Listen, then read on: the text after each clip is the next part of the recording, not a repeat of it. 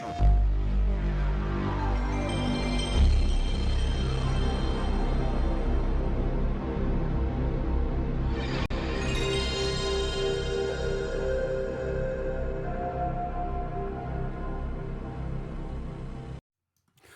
is up, everybody, and welcome to the PlayStation Forecast Episode 6.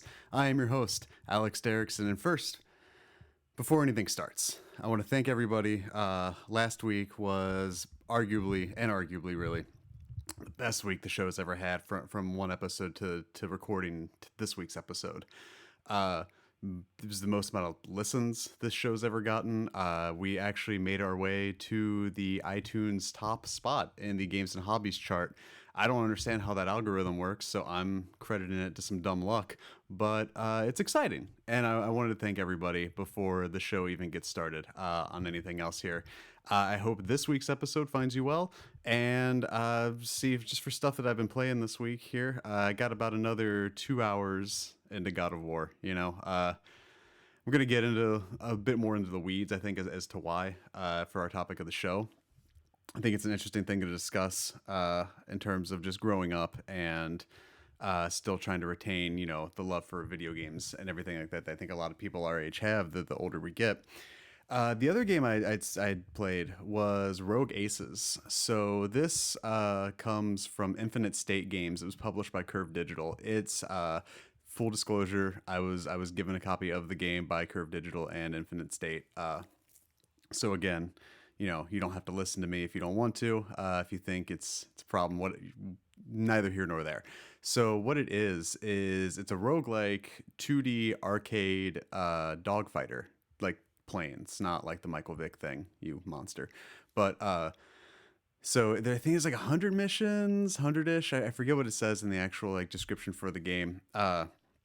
So each mission you start is going to be a little different. The little island that you take off onto is a little different. So the layout's going to be different. The enemies you encounter is going to be different. But the highlight of the game really is how tight the flying is. Like, it's the dogfighting and the actual flying mechanic. I'd said on Twitter that if you reskinned the game appropriately and kind of remapped like how it played, I guess it could play out as a really good Superman Infinite Flyer. But the actual dogfighting and how tight the flying is quite extraordinary. I mean, to not put it lightly, but to I'm not overstating it. It plays incredibly tight. A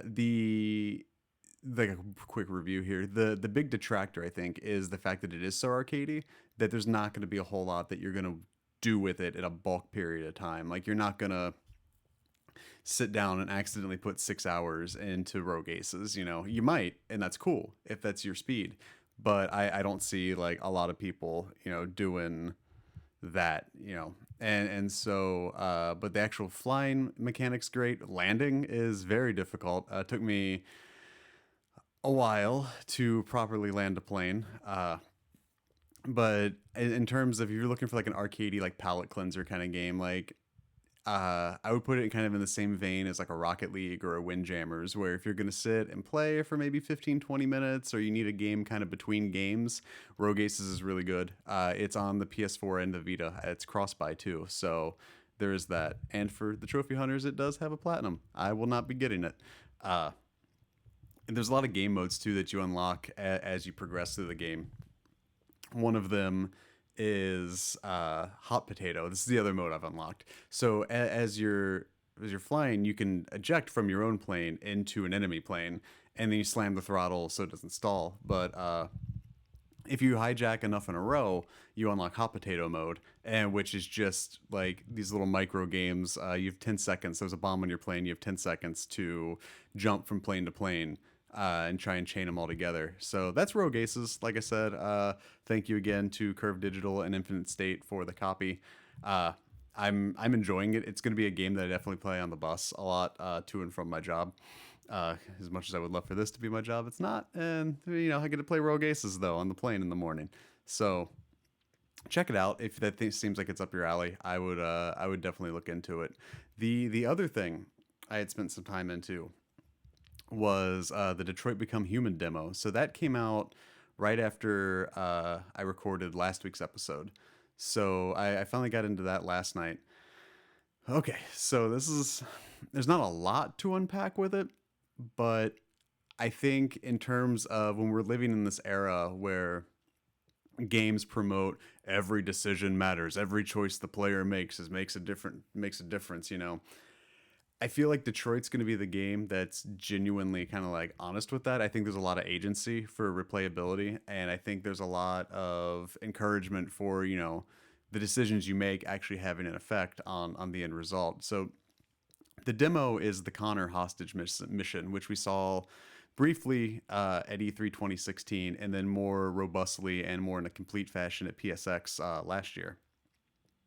And so you're playing something you're pretty familiar with that you've seen, a few times, but actually getting in there and like holding the controller and playing it, it feels so much better. I had missed Beyond, but with Heavy Rain, the one thing I always, aside from the horrendous American accents from the incredibly French voice actors, uh, the one big gripe I had was if you didn't hold the button command down long enough, like R2 to sit, you kind of got like this weird spring loaded, character movement where you squat and then shoot back up because you didn't hold it long enough. Then you'd squat uh, and that was really frustrating because like you had to be so precise and like almost like this pinpoint accuracy in terms of how you held the controller and how long, making sure you held it for the appropriate length of time. There wasn't really that with Detroit this time around. It's more your actual, like, I guess like hitbox, so to speak, in terms of selecting things is a little tight. Doesn't quite have a lot of give when you're trying to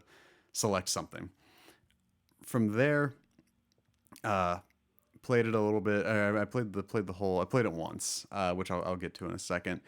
But the camera's a little janky. It's a bit too floaty. It's a bit too. It's extra loose, I think would be the way I would describe it. I kind of found myself having to turn around and kind of playing a little fast and loose with the movements compared to the camera and everything. So I think that could be a turnoff for some people. Hopefully it's either something they correct between the demo and release, or it's just something that you kind of adapt to and get used to. Now, to get into more of the good, it's gorgeous. First off, and I was playing it on a 720p TV. I didn't have it on my Pro. I didn't have it on like a nice 4K display or anything like that. And I was still super impressed with the visuals. The voice acting seems a lot better, kind of coming from the Heavy Rain era of everything. And it just, when it finished, you kind of get this timeline, and so you see this tree of like, okay, so you did this, did you accomplish this? No, so this stays locked. So you have what you did, and then which led to these decisions, which have like four subset decisions you could have done. From there, that unlocked this. These seven are unlocked, or seven are locked but unlocked, and so on and so forth. And it's this really basically almost like an idea web of start, middle, end, and you see how everything went for you, but you see how much you leave behind. So in one run, I had unlocked, I think it's that I was 43% complete with the mission based on what I had done in my single playthrough, which I was happy with. I had gotten the success probability up to 100%.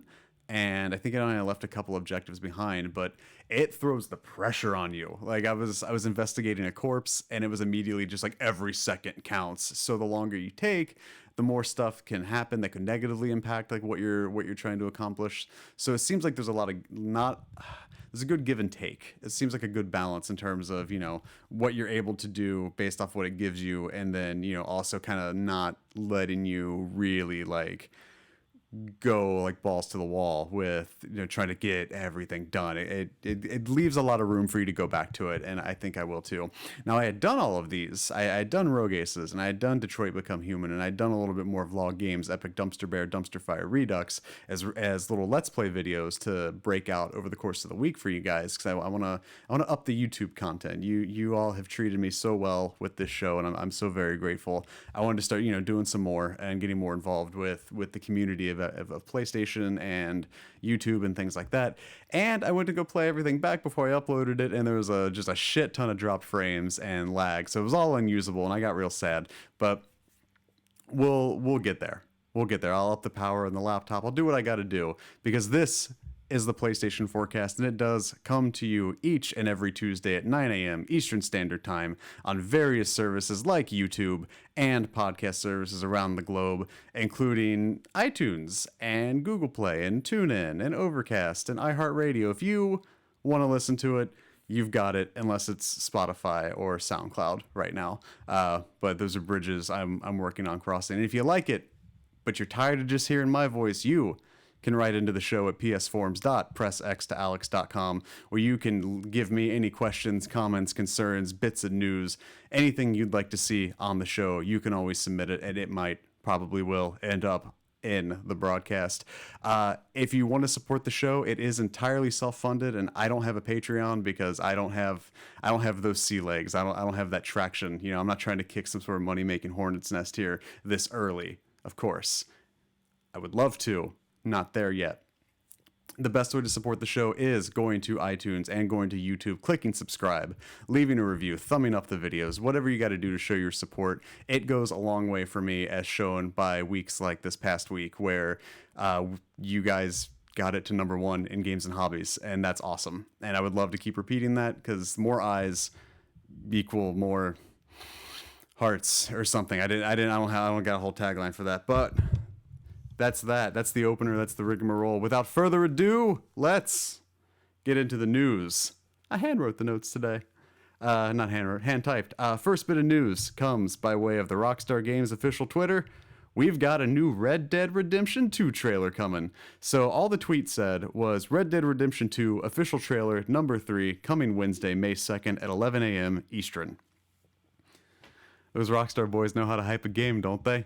They're just doing announcements for the trailers. This will be, like it said, it's the third trailer. So the first one was kind of more like a introduction of the land, of the characters. The second one was more introduction of the land. I may have that mixed up a little bit. It was either character environment or environment characters. I think this one's probably going to be more gameplay. I think we're going to get an actual look. Probably a nice little well-narrated Rockstar trailer like we're used to. I am excited. I think you don't always get a Rockstar, you know, like a game that can just make this announcement, and when it speaks, people listen. They're coming out 2 days ahead of a trailer to be like, there's a trailer. Like, that doesn't happen. Not with games that aren't of this stature, of this of this much consequence, you know, for the holiday season, for the fiscal years and things like that. We'll see. I just thought that was something interesting to make note of. I'm excited. So be on the lookout. If you're listening to this on Tuesday, you've only got about 24 more hours to wait. If you're not listening on Tuesday, you've got less than 24 hours to wait. It may have already happened. We may be on Mars. Your bottom half might be a car. Could be a robot. We don't know. Who knows when you listen to this? It could be 2035. I like to think in 17 years from now we'll be a little better off than we are now. But, you know, whatever. Maybe I'm still here doing this. Next bit of news. The NPD for March is out. So this comes by way of IGN. The NPD Group released its report on the best-selling hardware and software for last month, with Far Cry 5 coming in on top. The best-selling hardware platform for March 2018 was the PlayStation 4, but the best-selling console for March was the Nintendo Switch 32GB with neon red blue Joy-Con bundle. Of the top 4 best-selling games, 3 were exclusives, with Microsoft's Sea of Thieves coming in second place, followed by MLB The Show on PS4 and Kirby Star Allies on Switch. Sea of Thieves, quote, generated the highest launch month sales for a rare title since NPD started tracking games in 1995. Here are the top 10 best-selling games by revenue for the month of March, according to the NPD Group. Far Cry 5, Sea of Thieves, MLB 18 The Show, Kirby Star Allies, Grand Theft Auto 5, Call of Duty World War II, Mario Kart 8, Ni no Kuni 2, Revenant Kingdom, NBA 2K18, and Monster Hunter World. Grand Theft Auto 5 refuses to stop making the top 10 sales list in spite of having released in 2013. Hardware spending was down 32% over the same period last year, due mostly to the fact that Nintendo launched the Switch last March. Year to date, however, the Xbox One has driven hardware spending up 13%.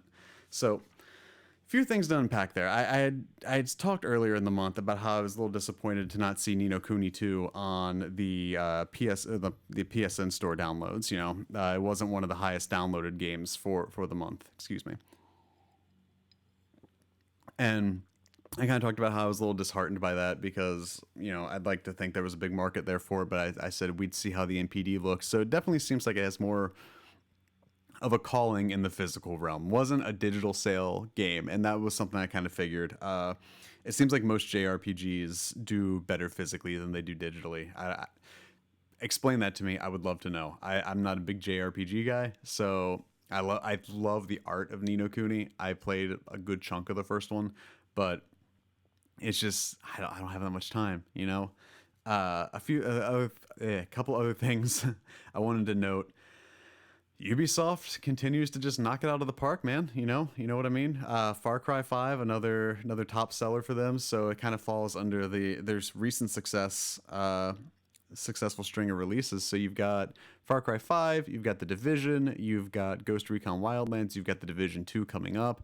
You got probably a Splinter Cell game coming, but we're not going to prognosticate here right now, not today.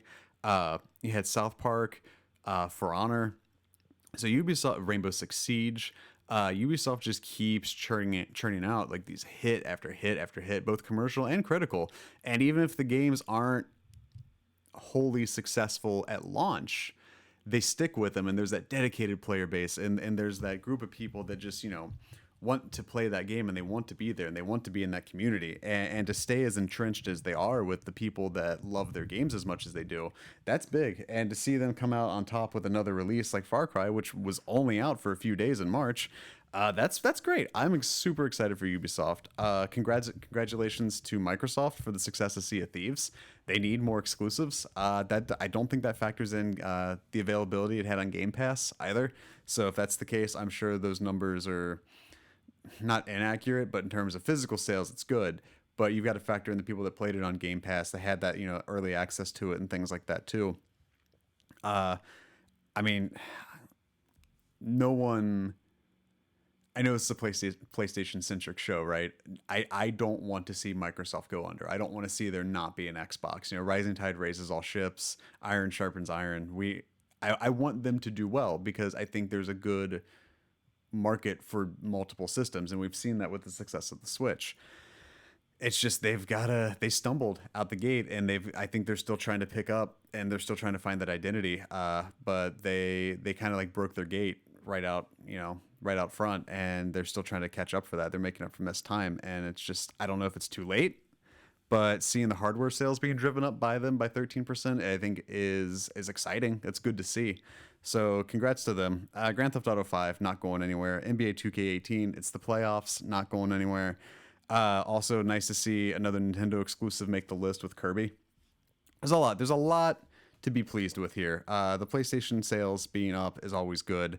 Having, an exclusive in MLB The Show at number 3 is awesome. I kind of want to sticking with the sales here, though.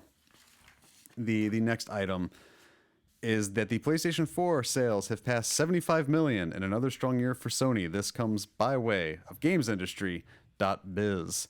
Sony Interactive Entertainment has now sold 75 million units of the PlayStation 4 thanks to a fourth quarter in which another 2.5 million units of the console flew off the shelves.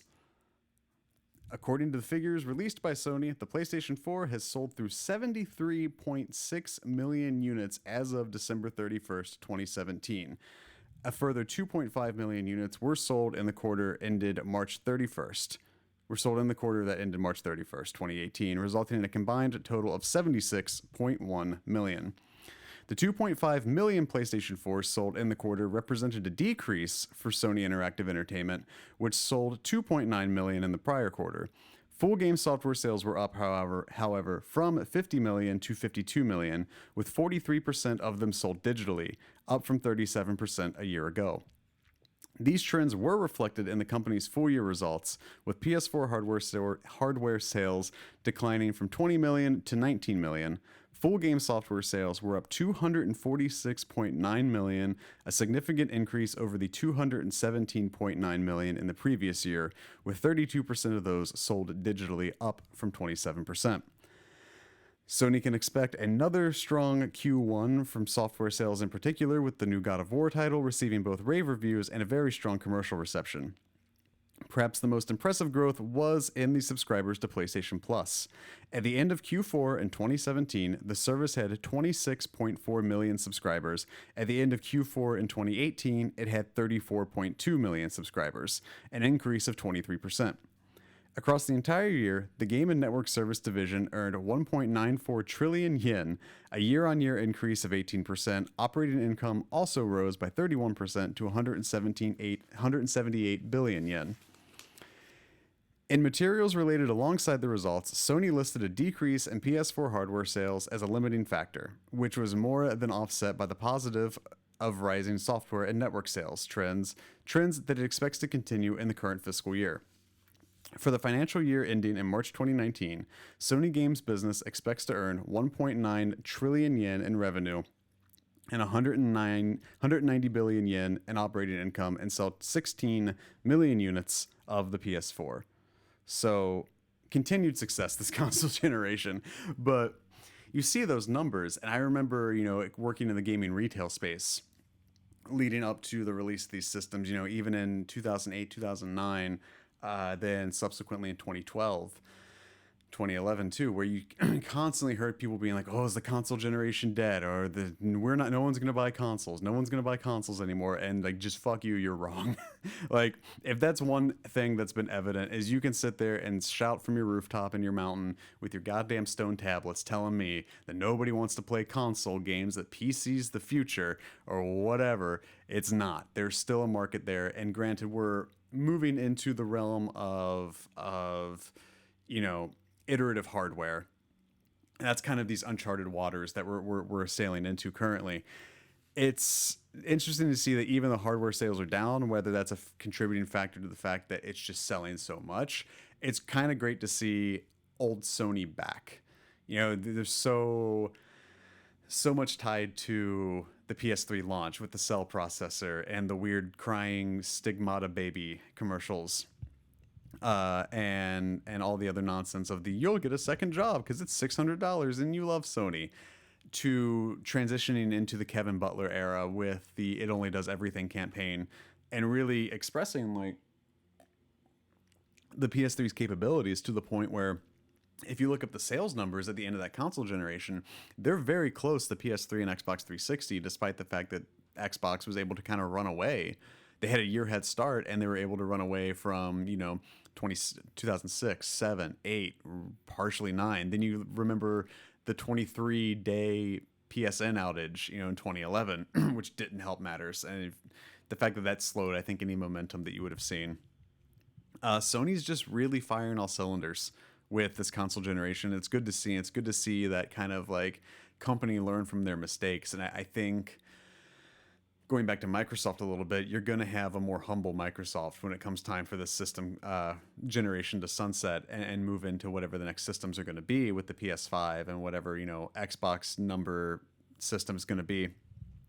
And whether Sony comes out arrogant PS3 Sony again, who knows? But a couple other things too is how successful the PlayStation Plus is doing, PlayStation Plus is doing right now. So comparatively to last year, they ended Q4 in 2017 with 26.4 million, ended Q4 this year with 34.2 million, at a 23% increase. So more people are subscribing, which lends to more people are getting the systems. And so people are buying in, and even though the instant game collection is gonna be changing soon next year, there's still that value there regardless. And I think people want to play. I mean, people want to play their games online. People want to be able to play with their friends, and this is the way to do it. And I know a lot of people were like, "Oh, Sony's online's free," and they transitioned to requiring Plus, and people were like, "Well, no one's going to pay for it." Again, you're wrong. I got the paper right here. It says otherwise. And I don't know, it's just impressive to kind of see this year over year, quarter after quarter, fiscal cycle of just them continually, improving, whether hardware sales are down or not. And I think that's a testament to, as I said last week, Sony has a very strong identity where they have the console exclusives. If you want to play cool games that you can't play anywhere else, it's going to be on PlayStation, the bulk of them.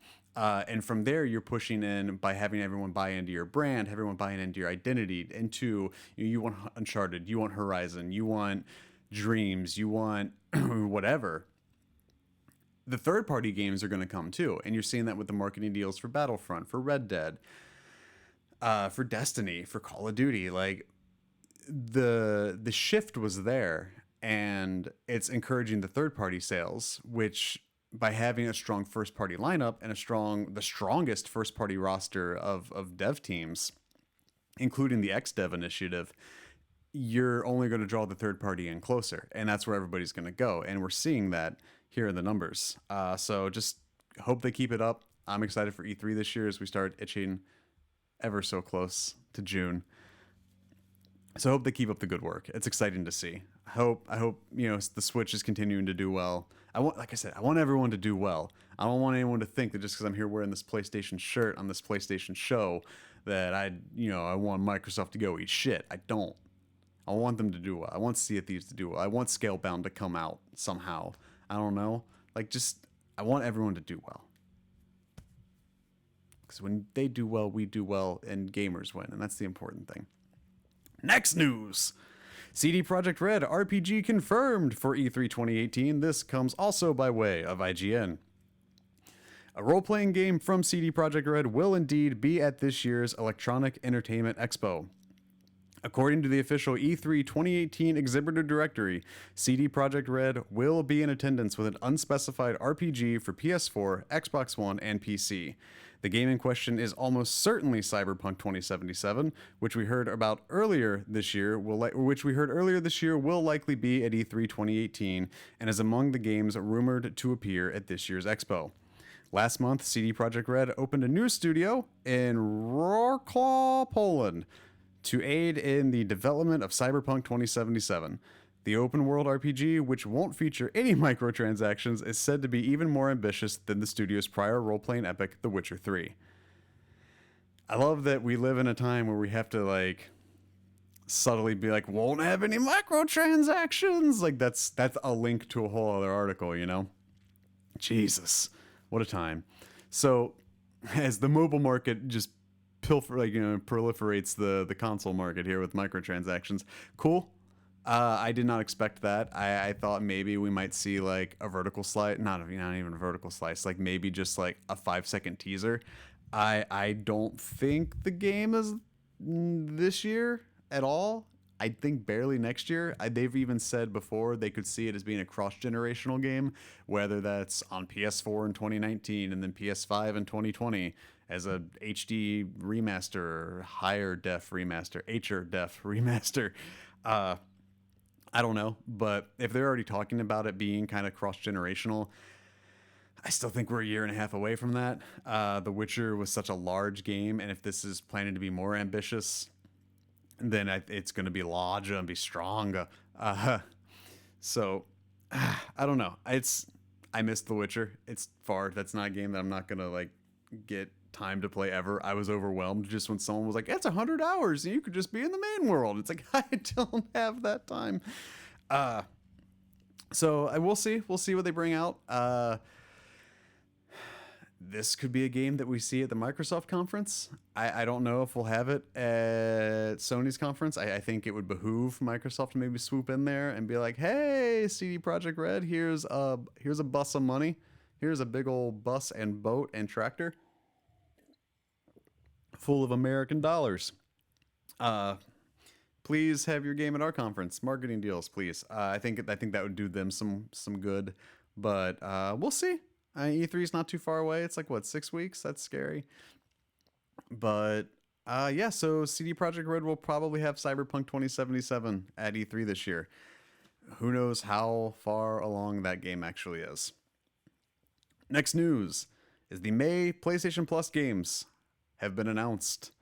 They should be available by the time you hear this. I think today's Monday, the 30th of April, and this is the last day you can get Mad Max and 99 Vidas and the other games for this year that I can't remember. This is from the PlayStation blog. This month's PlayStation Plus lineup includes Beyond Two Souls for PS4. So if you missed that and you played Heavy Rain and you want to get into, more Quantic Dream games, you have the option of being able to, get in there with their middling title, the middle title there with Beyond. That's how I'm gonna do it. I missed it entirely when it came out on PS3, and I didn't get into it with the PS4 re-release either. So there we go, Beyond for free. Rayman Legends on PS4, Risen 3 Titan Lords on PS3, Eat Them on PS3, King Oddball for PS Vita with cross-buy to PS3 and PS4, and Furmines for PS Vita. All right, I mean, Beyond and Rayman are good. Rayman is great. If you haven't played Rayman Legends, y'all are in for a treat to get that game for free. That is a gorgeous game, and it's a great platformer. Super, super like ingenuitous in terms of how they handle a lot of the later levels within like each world. So you have your boss world, and then your final level is always some sort of like rhythm-based platforming, which is really kind of like, it was surprising the first time I experienced it. It was to Black Betty. I was really just kind of like, oh wow, this is really cool. And like the more I played, I was like, this is really cool. There's like a mariachi version of Eye of the Tiger you can do eventually. The other cool thing is as you unlock stuff, you'll actually be able to unlock Rayman Origins within Rayman Legends. So you're like getting a second game in there too. So be on the lookout for that. Do not sleep on Rayman Legends. You need to play that if you have not already. Other part of that is, I know that they're sunsetting the PS3 and PS Vita support for PlayStation Plus in March, but Jesus Christ, they didn't say they were just going to quit trying now. I mean, there's good games on those systems that you could probably work out a deal with. Like, I don't know. This is where we're at. Is we're not going to get them after March, but what we're getting now, it's not a knock to anyone that made these games, but come on, like at least give some semblance of an effort, make it look like someone's there. Hard sell me on the game. Eat Them. Jesus. Next bit of news is a two-parter. H1Z1 is coming to the PlayStation 4 next month. This was a new releases, but then there's a little bit more to this, so I bumped it up to the actual news report here. So, as detailed on the PlayStation blog, this is by way of IGN, and the second part's from GameSpot. Meh. As detailed on the PlayStation blog, the open beta for the free-to-play Battle Royale game will start on May 22nd. Players can also sign up for the closed beta right now. There will be heavier emphasis on action, featuring more vehicles, guns, weapons, and faster matches. A total of 6 new guns are being added: the KH-43, Marauder, MK-46, Combat Shotgun, CNQ-09, and Scout Rifle. Matches will now only last 15 minutes or less, with the gas moving at a faster rate. The UI has also been revamped. Additionally, H1Z1 will also feature a new take on power progression, forcing players to deal with constant mass airdrops during matches in order to gain access to better weapons and gear. You can pre-order the $29.99 Nemesis bundle, which comes with a bonus cosmetic items. H1Z1 recently went free to play shortly after launching out of Steam Early Access with a new Auto Royale mode. So, another survival Battle Royale game to add to the mix of like 16 other ones that are going to come out this year that we know of. Again, Battle Royale continues to be the Hansel so hot right now of video games. H1Z1 had been announced a while ago. It was in Steam Early Access, and it was met to some, apathy, to some discourse just in general. Which kind of leads me to, so it's coming to PS4. So if you want a Battle Royale game that's console specific, you got one coming in May 22nd. You can sign up for the closed beta, like it said, but I don't know if that's going to really drag anyone away from PUBG Mobile or Fortnite Battle Royale. It seems like the two anchors are down, and no one needs two anchors, but the two anchors are down, and I don't know how much of that player base you're gonna pull from if the game struggles like it did in Steam Early Access. If people are like, oh, like if like say Fortnite, because I mean, what was it when I almost called it Event Horizon, the Cliff Bleszinski game from that he moved on from Lawbreakers from. It launched at a very opportune time where Fortnite went down, and so people went over to that game and checked it out and said it was fine. And I don't think H1Z1's going to have that same stroke of luck. But if people go over there, if they migrate over there and it's garbage at the bat, that game's going to struggle, and that's not going to, it's not going to be a success for anyone. Which leads to the next story by way of GameSpot. H1Z1 developer announces layoffs amid bizarre ownership confusion. Again, this is from GameSpot. H1Z1 developer Daybreak Games, formerly SOE, Sony Online Entertainment, has laid off a portion of its workforce just over a month after the game went free to play to compete with games like PUBG and Fortnite. Gamasutra reports that the cuts appear to be across various departments, including some members of the H1Z1 team. Daybreak confirmed the layoffs in a statement to GameSpot. Daybreak confirms, saying, quote, Daybreak confirms we are realigning our workforce to better position our company for the future, the statement read. Because of this, we have had to make an extremely difficult decision to part ways with some of our employees across various disciplines at the studio. We are doing everything we can to take care of each other, to take care of each affected individual and providing them appropriate transition assistance, end quote. Meanwhile, Daybreak has caused some confusion regarding its company ownership after suggesting that it was acquired by investment firm Columbus Nova 3 years ago, as it has initially said. That led the company to issue a statement on its website clarifying that Daybreak was actually acquired by Jason Epstein while he was a partner at Columbus Nova. Epstein left the investment firm in 2017. The original press release from 2015 definitely does state that Columbus Nova acquired Daybreak. However, as Massively OP notes, this sudden change could come down to larger political movements. Columbus Nova is listed as a subsidiary of Renova Group, one of the Russian companies whose assets were recently frozen by the United States Treasury Department. Treasury Secretary Steve Mnuchin said the action was in response to several Russian activities, including arming Syrian forces and cybercrime to interfere in elections. A spokesperson said the distinction between Epstein and Columbus Nova had never been corrected before, so the company is issuing that correction now. So first off, to all those affected in the Daybreak layoffs, I hope you land on your feet. That sucks. You never want to hear stories like that, of especially when they're getting ready to release a game out of early access that they've already moved to free to play, just to compete with, a market that I don't know if there's even an existing market share for them in. To then follow it up with layoffs is incredibly difficult. So to all those affected, I do wish you well. I wish you the best. I hope you land on your feet. But what a fucking mess.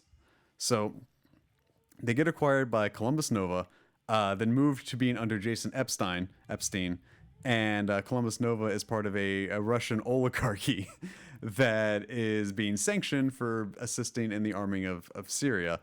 That took a turn, right? Like that's not something you want to read. Like, one thing to have layoffs, the other to be tied to Russian oligarchies. That's a whole other monster. So I hope H1Z1 does well, and I hope everyone affected at Daybreak lands on their feet. Going to the next bit of news. Final Fantasy VII, the remake, is kind of a disaster, apparently. It's in a rough spot. We'll go with that. So this was announced at E3 2015, right? And I remember they announced, like, oh, and so-and-so's producing it. And he was like, I am? And then it was going to be episodic. And people wondered, is it going to be episodic so they have more time to develop it? And they said that, each episode's going to be the length of a Final Fantasy game. So to kind of go into it, this is from Ars Technica. We're now approaching 3 full years since Sony first announced it was remaking the beloved Final Fantasy VII for PlayStation 4. In that time, we have only seen a quick trailer's worth of gameplay footage, itself now over 2 years old, and a few scattered pieces of concept art for the mysterious project. Now, a Japanese job posting for publisher Square Enix suggests the developers are still in the early stages of the project, which aims to be something much more ambitious than a simple remake of the 1997 original. As translated by Gamatsu, Square Enix's new job posting is looking for a battle planner that will lead the, quote, creation of a battle system that combines commands and action, end quote. This despite the fact that battle scenes were shown in a 2015 trailer for the project. The publisher is also filling a level planner position that will devise ideas for level designs and help construct a, quote, workflow for location production. Suffice it to say, these don't sound like positions that would be necessary for a mature years-old development effort that is nearing the final stages of polish. Instead, they suggest Square Enix is still in the early planning stages for the remake, shaping the basic outlines of the game structure and concept years after its announcement. That's bad news for anyone hoping for an impending release in the next few months or years. Last year, Square Enix announced it was shifting in an internal development team rather than leaning on the support for external parties for the project, which at the time was CyberConnect 2, I think, which could help explain the delay in progress. Around the same time, the company posted a recruitment ad that said it was heading into the quote development progress phase and looking for more internal help. Quote, reproducing the world of Final Fantasy VII in high definition requires an extraordinary amount of time and resources, so we'll need all the help we can get to shorten that, Director Tetsuya Nomura said at the time. Going further, quote, in order to further strengthen the development of the title, we must urgently recruit as much staff as possible, end quote. The new job posting notes the developers are, quote, aiming at nothing less than a new creation, not limited to a simple remake of Final Fantasy VII. The team is planning to, quote, preserve the existing concepts users hold while creating a new worldview, end quote, and has the goal to create a title that surpasses the original, according to the posting.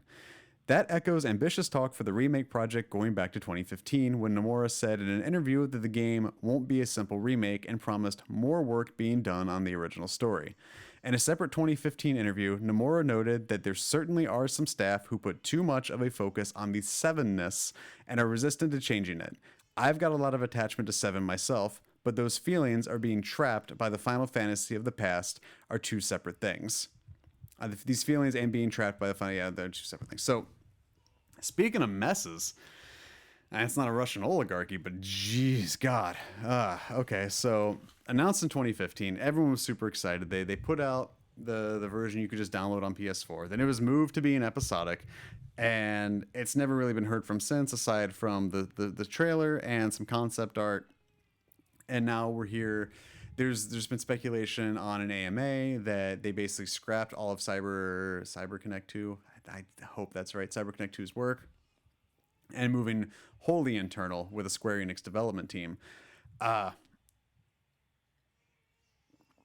don't know. So if you like Square Enix, you like delays. Just to be just upfront, unless it's Final Fantasy 13, then you just get that shit like it's, French chews or whatever. But it's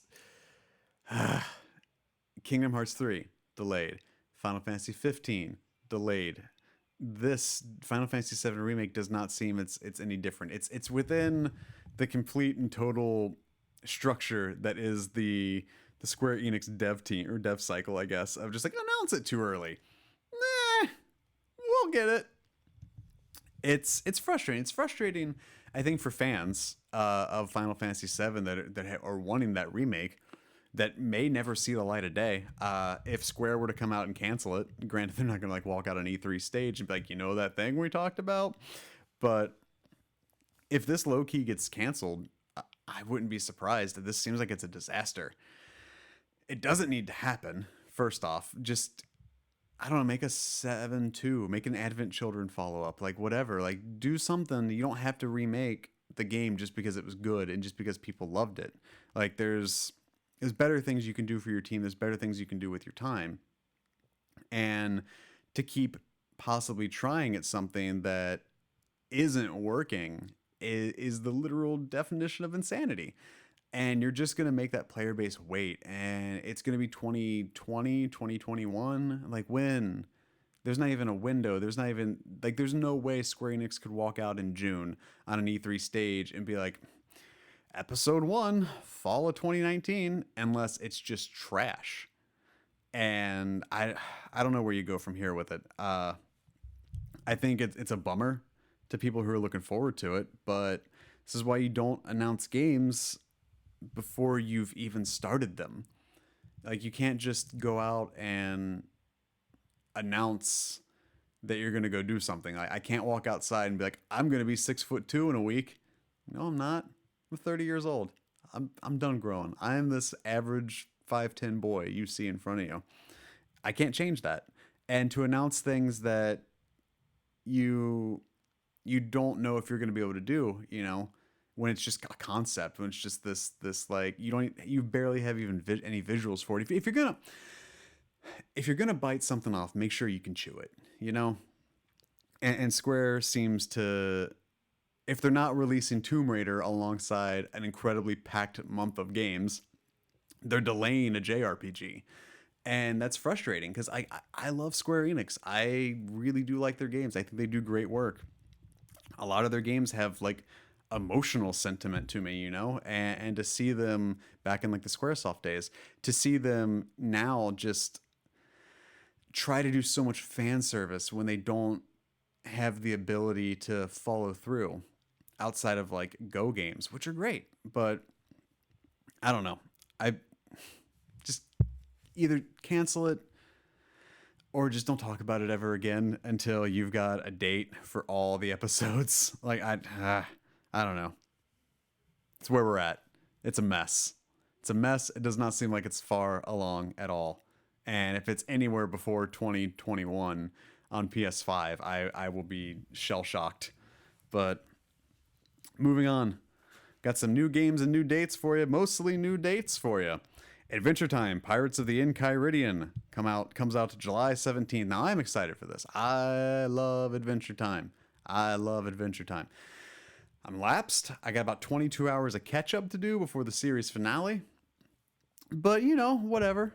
It's cool. It's a great show. I'll get there. I may just wait for it to end. But Adventure Time, I'd spoken about on my blog at pressxtoalex.com. If you want to go there, it's just a Tumblr blog. You can follow it, and it's real easy. You don't even have to do anything. Just like you don't have to do anything to subscribe to this podcast or to this YouTube station. Thank you. I love you. But this is a franchise and a license that is just dying for a good game. Now, Hey Ice Cream. Hey Ice King, Why'd You Steal Our Garbage was good. It captured the elements of the TV show. It had a little bit of the art style. It was one of the more faithful recreations or uses of that license. Then you get to explore the dungeon, escape the dungeon because I don't know, which is just this incredibly like benign, forgetful, repetitive dungeon crawler that was basically useless and a complete misappropriation. And then Secret of the Nameless Kingdom was a really good Zelda clone, but it didn't have the look. So it's either always been this, and then Finn and Jake Investigations had the writing, didn't have the look. And it's always been a situation where either the gameplay is good and the look is bad, both things are bad, or the writing is good and the gameplay is pretty alright, but the look is off. And Pirates of the Enchiridion actually looks like it's nailing the writing. It's got the full voice cast. It's open world. It's a sailing game. I really want this to be good. I really want it to do well. I hope they nail it. Early impressions in the trailer. There's some lip syncing issues. I saw some pre-alpha footage or some alpha footage maybe. And I don't know. I don't want to speak on alpha footage because that's not fair to the developers at Outright. But it's where we're at, or is Outright publishing it? Yeah, but it's not fair to the developers to comment on alpha footage. But looking at the trailer, now that it has a date and everything, the lip syncing issues kind of seem like it may be an issue. Moving on, Tacoma, Steve Gaynor's follow-up from Gone Home, the Xbox that was originally out on Xbox One, comes to PS4 May 8th. Goner comes May 15th. Shining Resonance Refrain comes July 10th. And Omen Sight comes May 15th. Now you're probably wondering if these games are what's coming out later. What's coming out this week? And boy, howdy, I will tell you. Here are your new releases for the week of May the 1st. God, it's May already. Slow down, time. City of Brass comes to PS4 Digital out May the 4th. Become a daring thief in the City of Brass. I'm going to start that over. Become a daring thief in City of Brass, a first-person action adventure from senior BioShock developers. Armed with scimitar, and a versatile whip, you'll lash and slash, bait and trap your way to the heart of an opulent Arabian Nights-themed metropolis. Dealand comes to PS4 Digital out May 3rd. A long time ago, when the universe was young, children were sent to minor planets. Their mission was to awaken the magic of the crystals kept within the planet's interior. This is the story of Arco, the youngest of these children, who lives on the smallest planet, Dealand, the tiniest of them all. Guns of Icarus Alliance PS4 Edition comes to, you guessed it, PS4 Digital. Guns of Icarus Alliance PS4 Edition. is the ultimate player versus player, player versus environment, steampunk airship combat game complete with an ongoing war between 6 elite factions vying for control of a world ravaged by machines. If it's the ultimate one of these, that means there's more than one, and that seems oddly specific. Hex Tunnel Touch comes to PS4 Digital. Enter another dimension and master the elements to become a supreme being. With arcade, chaos, and ultra modes in procedural stages ensures a unique experience. With arcade, chaos, and ultra modes in procedural stages ensures a unique experience. Bear with me here. Enter another dimension and master the elements to become a supreme being. Got it. With arcade, chaos, and ultra modes in procedural stages ensures a unique experience. I feel like there's a word missing. I don't know. Hive, Altinum Wars. Hive Altinum Wars, PS4 Digital. Hive is a futuristic multiplayer hero shooter with a frenetic 2.5D side-scrolling gameplay. Up to 10 players can simultaneously fight in the Hexadiums, scenarios that are divided into 6 zones, each with its own gravity, different platforms, hideouts, and open spaces. Killing Floor Incursion comes to PS VR Digital. From Tripwire Interactive, makers of Killing Floor 2, comes a story-driven adventure made specifically for VR. Explore this detailed and immersive world while fighting for your life with pistols, shotguns, axes, and even dismembered enemy limbs. Pirate Flight comes to PSVR Digital. Made for everyone, it's the most casual VR flying game. Just fly, race, and shoot across 3 beautiful worlds and triumph through 90 missions. Alright, if it's the most casual VR flying game, then Eagle Flight must not be casual. Whatever. But Pirate Flight, that's coming. Super Mega Baseball 2 comes to PS4 Digital. The critically acclaimed Super Mega Baseball series is back with new visuals, deep team and league customization, and online multiplayer modes. So those are your new releases. Got some deals for you. There is a golden sale going on. So these are at the PlayStation Store. So these are deals that are available right now through May 8th. Each week, more deals are getting added. But so I'm gonna ratchet off, list off here some of the games I think you should take a look into. A Hat in Time. These are going to be the PS Plus prices, by the way. So if you don't have PS Plus, it's not going to be as cheap, but it's still on sale. It's worth checking out. A Hat in Time's on sale for $20.99. It's the game that's similar to Mario Odyssey in terms of a platformer where you throw hats to possess things. So, I mean, there you go. Let's see. Axiom Verge is $9.99. So if you want a good Metroid clone, I think that might be cross-buy. So if you get it on PS4, you might get it on Vita. I don't know, but it's $9.99. And if you're looking for a good Metroid 2-ish, Super Metroid kind of game, check out Axiom Verge, please. One guy made it, so that should be more reason for you to buy it anyways. Let's see. Danganronpa 1 and 2 Reload is $19.99. So I'm just gonna rattle off these real fast. I love Danganronpa. I'm not gonna sit there and force another episode Ultra Despair Girls on you. Just sticking with the numbered games here. Danganronpa 1 and 2 Reload are on sale on PS4 right now for $19.99. Danganronpa V3 Killing Harmony is on sale for PS4 right now at $41.99, and on Vita at I think $27.99. Now you notice I am affirmatively pointing at you to encourage you to make these purchases. If you want a great, just genius, incredibly clever visual novel series that has a lot of great, almost the mini games are. The mini games take place in these class trials. They're kind of WarioWare-ish, but very much longer. They're not just 5 seconds, get the mustache out of the nose, go.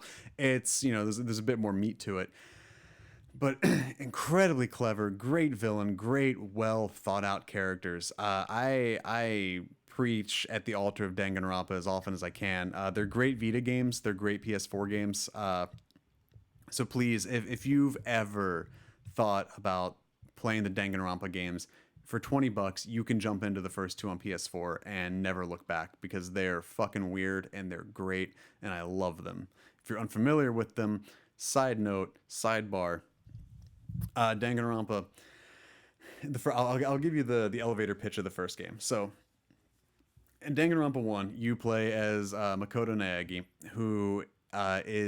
who's gotten a spot at Hope's Peak Academy, which is the greatest school in the world.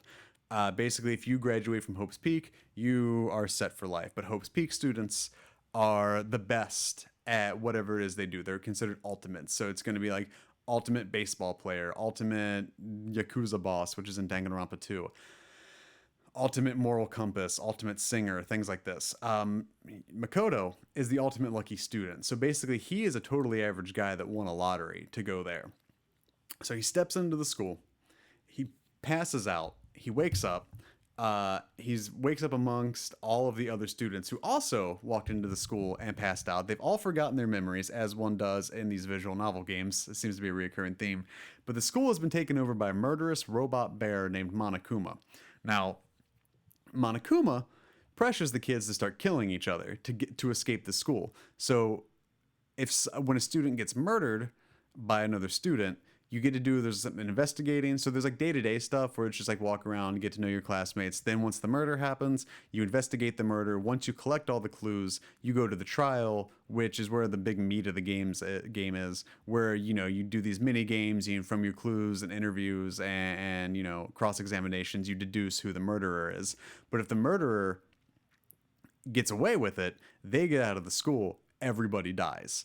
If you catch the murderer, then the murderer dies and it goes back into the school where you just wait for another murder. They're fucking good. Please play Danganronpa. I'm going to get off that high horse now. DMC Devil May Cry Definitive Edition is on sale for $13.99. Dragon Ball Xenoverse is $20.39.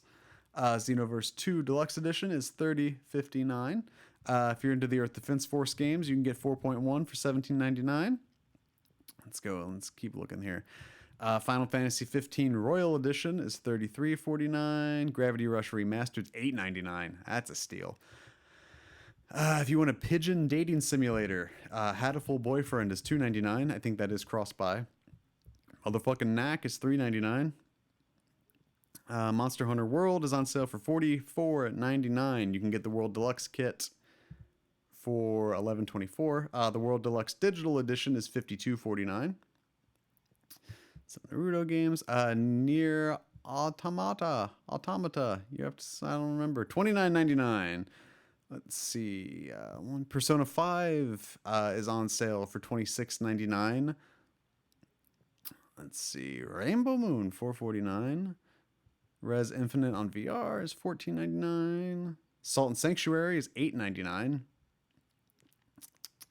I thought I saw Pyre was on sale. I think Pyre might be on sale separately. If Pyre's on sale, you should totally play Pyre. It's like religious NBA Jam. So Yakuza Kiwami, $17.99. Into PS3 games, nothing's really sticking out of me. Okami HD is $6.99. Is that on sale for PS4? Did I skip that? I think I would have said that if I saw that. Nah, it's not there. So Okami HD for PS3 is $6.99. Persona 4 Arena is $9.89. Persona 5 for PS3. If you forgot it came out for PS3, it's on sale for $22.49. Anything good in the Vita? I think Danganronpa 3. Danganronpa 3 V3 Killing Harmony is $27.99. Danganronpa Trigger Happy Havoc is $10.49. So that's the first one. If you got a Vita and you don't want to pay the $19.99 for the PS4 versions of 1 and 2, which you absolutely should, $10.49 for Danganronpa is a steal. Let's see. Earth Defense Force, Murmasa Rebirth. I think that's a Persona 4 Dancing All Night, $17.49. So I mean, yeah, these sales are all through May 8th, and like I said, more games are getting added to it, I think, this coming week. So something to be on the lookout for if you're looking for some good like JRPGs or Japanese developed games. There's a lot on sale. So the other thing was the Capcom Sega crossover Humble Bundle. So there's actually some PS4 games in this Humble Bundle, which we don't get that often. Let's see. So the Humble Bundle, if you're unfamiliar, I'll read you the whole release here. This was from the PlayStation blog. With a wide variety of titles, including survival horror, Arcade action, high speed platforming, and a beloved tactical RPG. There's plenty to play no matter what tier you spring for. So Humble Bundle's a pay as you want, but the more you pay, the more you actually get. Let's see here. The bundle runs from now through May 8th at 11 a.m. Pacific time, so 2 p.m. Eastern. Over to the Humble Bundle page. Yeah, head over to the Humble Bundle page for more information and to pick up a bundle for yourself. So here's what you get. So for the pay what you want, so I think it's like a minimum of $1. So the pay that what you want tier, you'll get Dead Rising for PS4, Dust Force for PS Vita. Excuse me, I'll burp on the microphone for free. Crazy Taxi for PS3 and Super Monkey Ball Banana Splits for PlayStation Vita. And the Beat the Average tier, which I think was $11.89. So if you donate above that, you'll get the aforementioned titles plus Resident Evil for PS4. I don't know if it's Resident Evil 1 or Resident Evil 1, not Resident Evil 7. Mega Man Legacy Collection for PS4, Resident Evil Code Veronica X for PS4, Sonic Generations for PS3, Binary Domain for PS3, Alien Isolation for PS4, as well as a 40% off coupon for Resident Evil 7 Gold Edition for PS4, a 50% off coupon for Dead Rising 4, Frank's Big Package for PS4, 40% off Valkyria Revolution for PS4, and 50% off Yakuza 0 for PS4. And if you pay $15 or more, you get all of the above, plus Dead Rising 2 on PS4 and Valkyria Chronicles Remastered for PS4. That's a great deal. That is a lot for $15, not to mention the coupons that you can use to get more games for cheap. That is so if you want to donate some money, as with all Humble Bundles, a portion of the proceeds will go to charity, in this case to Save the Children, American Red Cross, and reverserit.org, or to a charity of your choice. So if you want to donate some money to charity and get some games, a lot of games, and some coupons for some games for cheaper, this is Humble Bundle's the way to go. So we're going to introduce a new segment here because that is it for the news, the deals, and the releases. So it is time for reader mail. That's right. Somebody wrote in to PS Forums. His name is Joseph, and you can write in to psforums.pressxtoalex.com, just like Joseph did, to submit your questions or get some extra opinions, dissenting or otherwise. They're all welcome here. Joseph writes in and says, I know you touched on MLB 17 being a game that was not fun to platinum on last week's show. Thanks for listening. Since you have a child now, I do, I have a son. He's adorable, I love him. Getting platinum trophies will probably not happen as much anymore, but do you still pursue them? I used to platinum every game I played, and I don't think it's a good way to play anymore. Also, what's your favorite platinum trophy and your least favorite? Keep up the good work. Thank you, Joseph. Thank you for listening. Thank you for writing in. And remember, you can write in to psforums.pressxtoalex.com, just like Joseph did, and have your question read on the show. So get the easy questions out of the way here. Least favorite is Energy Cycle. That one, I just feel dirty. That's my My Name is Mayo. I still have My Name is Mayo. I've yet to play it, yet to platinum it. I'll get to it just to pad my numbers. That's the one I'm least proud of, you know? MLB The Show, I said it sucked to get. A lot of that's just because there's like 3 online trophies and I'm just fucking garbage at that game. But if you're wondering, how did you get the platinum? Sliders. I adjusted all the game sliders to just pad all the stats. But once you get into the online play, it's definitely will and skill, and I don't really have either of those. Mustered through it, got it. I'm proud of that one. It's not my favorite. It's the one I'm most proud of, though, because when I got it, it's a sports game. You really don't platinum those, and it's at 0.2% platinum now, but I've got the screenshot to let me know that it was 0.1%. So if you're doubting me, I got the pictures to prove it. So my favorite platinums would be, I narrowed it down to 3. Ratchet and Clank, because Ratchet and Clank was the game that really got me back into playing video games. I had really fallen out of it. I had worked in gaming retail for a really long time, and finally bounced. But by the time I left, I just fucking hated video games. I was so sick of them. I was around them all the time. I didn't want to be around them anymore. And that was unfortunate to feel that way. But because of Ratchet and Clank, and the E3 2016 presentation, I was like, oh my God, I remember why I love these. I remember why I love games. I played Ratchet and I played it again and I played it again. And I did everything you could in that game. And I got that platinum. And that was really the first platinum I set out to get joyously, as like a love letter. And I think that's what platinum trophies should be, right? Is if you want to go get a platinum for a game that isn't something you can just like plow through like a Telltale game, you know, if you really want to put in the work, I would even write out like the Order 1886, because that's just like beat the game, shoot all the guns, kill all the enemies, find all the sack boys. But like games like Ratchet, where it does require multiple playthroughs, or it does require you to do little nuancy things like make every enemy dance with the Groovatron. Uh, and then the other two that I put down was Rocket League, because that game got me through some serious dark times. I was in a real bad spot, and I fell in love with Rocket League, and I would just come home and just play it and play it. And it was a game that I felt myself progressively getting better at. And so I wanted to get the platinum almost as a thank you to Psyonix just for making the game, because I can't go up to, you know, a Psyonix developer right now from Ohio or in Ohio and just be like, hi, thanks for making the game. It made me less sad, you know? So my way of thanking them was going out to do everything I could in that game to get the platinum in the base game. I'm not going to go through all the DLC and do that. The other one I put down was Danganronpa, Trigger Happy Havoc, the first one. And that was because that's my sole Vita exclusive platinum. I have cross-buy trophies with like Lara Croft Go and Hitman Go, the game where you punch the mangoes, Hitman Go. But this Danganronpa is my only Vita exclusive platinum trophy that I have, because that was the one that earned it. You know, to put it lightly, I fucking loved that game, and I'm not going to belabor the point. Y'all just heard it like fake watch 5 minutes ago. But there is a lot of unnecessary grinding you have to do in a second game mode after you beat the game to get the platinum, and I slogged away at that until I had that thing. That wasn't a fun one to do, but I did it for the love of the game, you know. But Danganronpa, Ratchet, and Rocket League, I think are the three that I look at the most fondly, because of those games. You know, like, this show exists.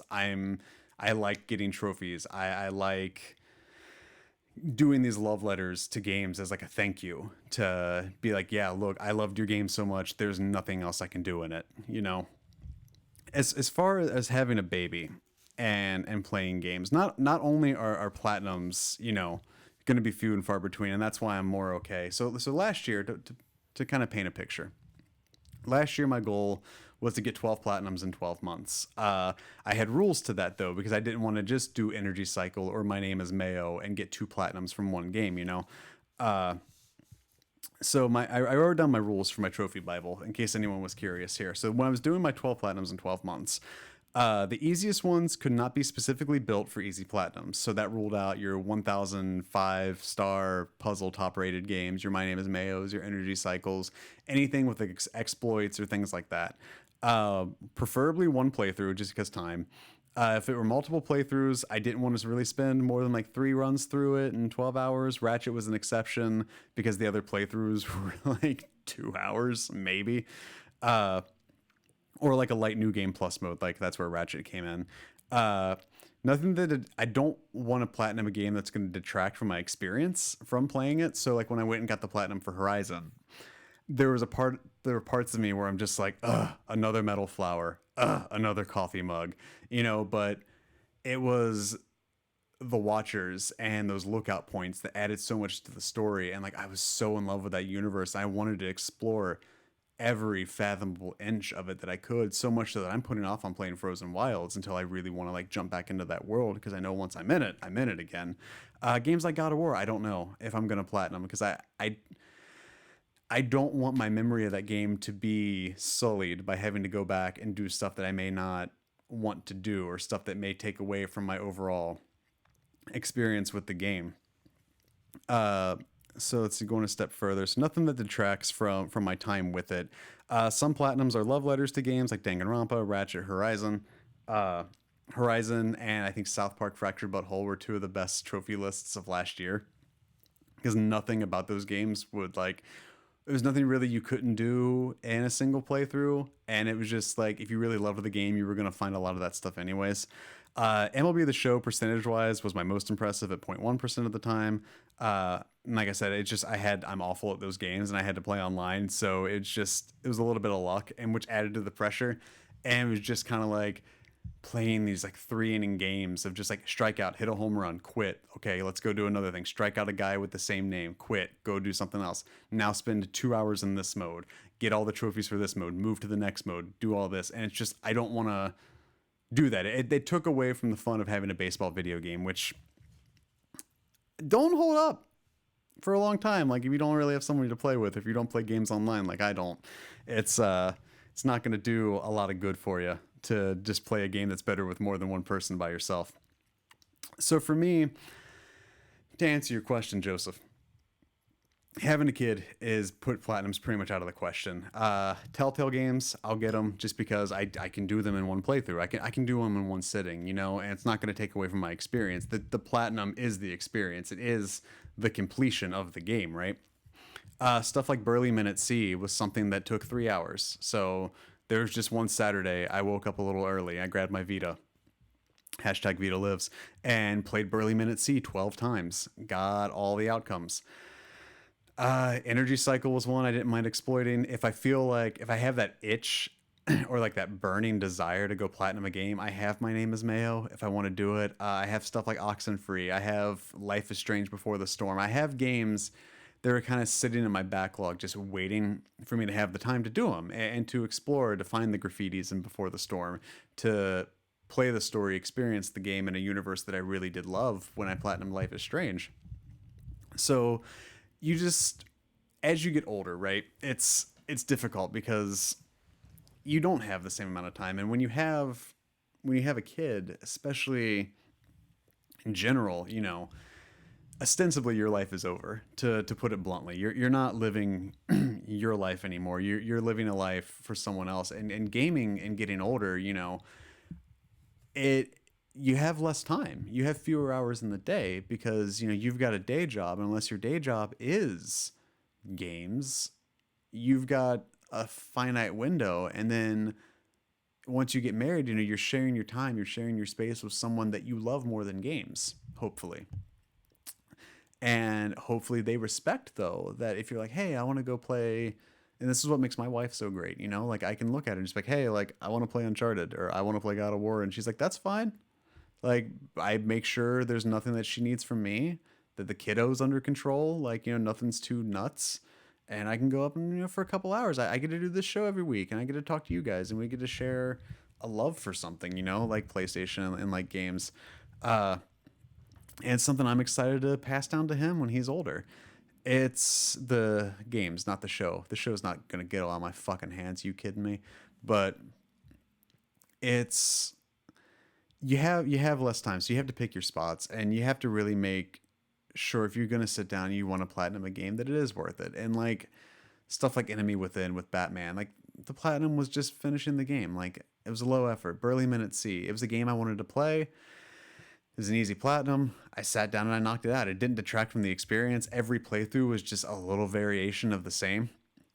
But if I think God of War with a game like that, like I'm loving, I know I'm probably not going to finish it before Detroit comes out. I would love to. That's my plan. I'm not going to platinum it because I don't want to miss out on something else. I still have other stuff that I've got to play from last year. I've got Hellblade I want to play through. And one of the reasons why I haven't played Hellblade outside of the hour and a half that I did is because I know the platinum's easy. It ticks all the boxes for the platinum. And so there's games I'm missing because of an intangible, innocuous item that just shows that I'm dedicated to a game. And there's games I don't mind showing that dedication to, like, i.e. Danganronpa. Buy Danganronpa. Buy it. But as far as platinum in games concerned, as a dad and just gaming in general as a dad, you just gotta pick your spots, man. And it happens the older you get. Especially like, once college is finished and you're working a job, especially if you're working in retail and the hours suck, the benefit is sometimes you have weekdays off and everyone else is working on weekdays. And so you still have that little window of time. If you have like a 7:30 to 4 job or a 9 to 5 job, you're coming home and then you're getting home at what, 5:30, making dinner, eating, hanging out with your family. By then it's 7 or 8 and you gotta go to bed because you gotta be up at 6. And it's a matter of what what your time is worth to you. Uh, and that's really where it comes down to with me. I don't buy a lot of physical games anymore. One, because clutter, and two, I don't know what's going to be worth my time. How much fun am I going to get out of it? Am I going to get my money's worth out of it? Uh, and it's just something that changes. It's a seismic shift, and it's mental, and it's very natural, and it's very almost primitive in a way. Like you're just something flips, and you're just like whatever. Like I'm itching. God of War. I'm gonna keep coming back to it. I'm itching to play more of it, but I'll get there. I won't read spoilers. It's hard not to. It's hard not to, hear everyone be like, "Oh, that ending," and me be like, "Oh, I don't know. Shut up." And then I have to go leave so everyone else can talk about it because I'm not going to be the wet blanket. But like, it's a hard hump to get over, especially when it was never really a fence I was on. It was never really a hornet's nest I wanted to kick. I just kind of, after Ratchet and Clank, snowballed into 8 other platinums that year. From the time platinums were introduced to 2016, I had 2, and one was the first season of Walking Dead. The other was Lego Marvel Superheroes, and that one took away from the experience with me. And I look at that game less fondly because of the platinum. But then I platinum Ratchet and Clank, and I saw an opportunity to fall in love with games again. And so I ticked off a lot of backlog games. And I got 9 platinums that year. So I ended 2016 with 11 platinums, and then 2017 came, and I was like, I want to do one a month. And I did. And very few of them detracted. But, you're in a different space now, or at least I am, and I'll get my energy cycles. I might still hit 12 this year. It'll just be a dirtier 12 that I'll have to shower after. Uh, I don't know. It's interesting. It's a really good question, but as you get older, you just find you have less time for stuff. And one of the reasons why I do this show is so I don't fall out of love with games again. And it's something I can share with you because this is something I'm passionate about, and it's something I can share with everyone that listens. And to be able to share that passion, I think, is far more important than experiencing it. Uh, so yeah, in terms of platinuming games with a baby, it's not gonna happen. I'll get some here and there. I'll take some time off work and get to spend time with the kiddo, when the wife goes back to work, and maybe knock out like Life is Strange or Hellblade. Just pull up a guide and just find out where everything is because it's all collectibles. And so it's just picking the right games, the right spots, and the right time to do it. Uh, yeah, that's it. It's a really good question. If you have more questions like Joseph, you can go to psforums.pressxtoalex.com, and we can have more deep talks about gaming as an adult and getting older. Uh, Trophy hunting's fun. I mean, if you find the right games and you love the game. Speaking of trophies, we're going to do trophy time right now. I'm going through the list on psnprofiles.com to look at any new trophies that may have been released in the last 7 days. Not seeing a whole lot, but if you got a game in your backlog and it's an easy platinum, you should do it. Like an Oxenfree. It's just 3 playthroughs. That's one I want to do because I want to play Oxenfree. But I don't want to like sit there and begrudgingly play it. Just like I said, it's picking the time, picking the spots, picking the right games too. Nothing really new in the trophy world, so no trophy talk this week. So which brings us to our close, and this has been the PlayStation Forecast Episode 6. Thank you again for joining me each and every Tuesday at 9 a.m. Eastern Standard Time on YouTube.com. I don't have that short URL, so if you're watching this on YouTube, click subscribe. Help me get that number up. I think it's 100, so I think I'm like 74 subscribers away, which seems like a totally unattainable unattainable goal right now. So help prove me wrong. Thank you again for all the support, especially last week. That was insane. I hope this week is no different. We'll see. If not, that's fine too. You got to humble yourself. I know there's not a rhyme for that. It's not like a check yourself before you wreck yourself. But PlayStation Forecast comes to you each and every Tuesday at 9 a.m. Eastern Standard Time on YouTube.com and podcast services around the globe. If you like it, like I said, the best thing you can do is subscribe. On iTunes, go hit the subscribe button, give the show a nice rating, write a nice little review. It helps me out, as shown a lot in the last week. If you're on YouTube, thank you so much. Subscribe, thumb the video up, whatever helps get it found. Follow me on Twitter at twitter.com/pressxtoalex. And until next week, y'all have a good week, I guess. Till next week, y'all have a good week. I don't know. I'll see you online.